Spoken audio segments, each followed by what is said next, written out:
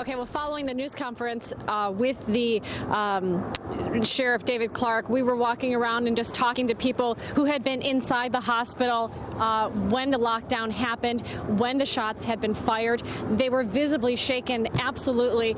We've seen employees come out. We've seen parents come out with children who were here to get treatments. One woman told us that she was actually not inside. She was on her way to the hospital. She works here at Children's, and that she got a text alert from the hospital telling her that there was an incident inside and that she should report to work across the street for a time. She was kept in there with a number of other employees for over an hour before a police officer came and said that everything had been clear and that she was allowed to get back inside Children's, but she still at this point is not being allowed to get back to the office where she actually works. She says that the police officer was going to escort them to the emergency room for a time to be determined until they are able to clear the floor where she is at. She's actually not up on the 7th floor where that shooting happened. She's on the 5th floor, but still definitely an active scene here. Police are walking around and still want to make sure that they collect all the evidence that they need to be sure that they have the investigation covered correctly. Now, we also spoke to other people out here as well. We're going to throw to one of the sound bites of what we spoke to a woman just short a time ago.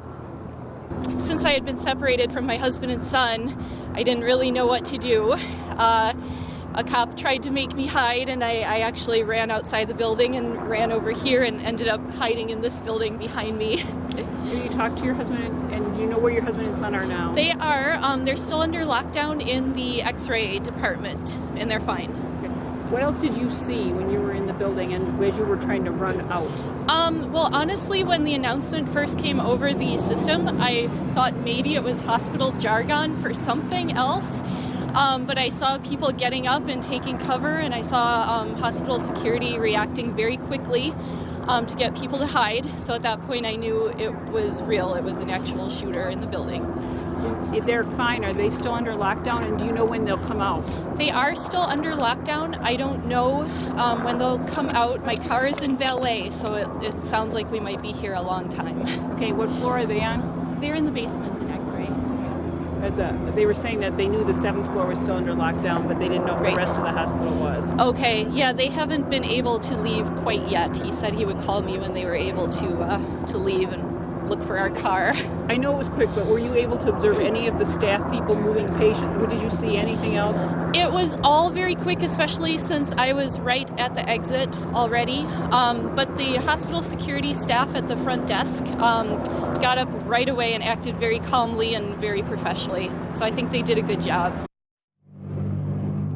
Okay, and we want to stress that that interview that we got that you just were listening to was received many minutes ago. The hospital is no longer on lockdown. The Sheriff Clark telling us a short time ago that the suspect has been taken into custody, that there is no immediate threat here to the hospital. Everything is, resuming back to normal.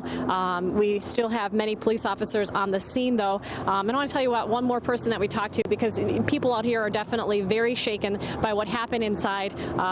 One parent that we spoke to, he was here with his son, about 11 years old. He had a brace on his leg, ACL injury. They were here just for standard treatment, trying to figure out when they're going to get surgery on that leg. And he said that at the time, his son especially was very upset about what was going on, and so he was just kind of there protecting his son and just letting him know it was going to be okay.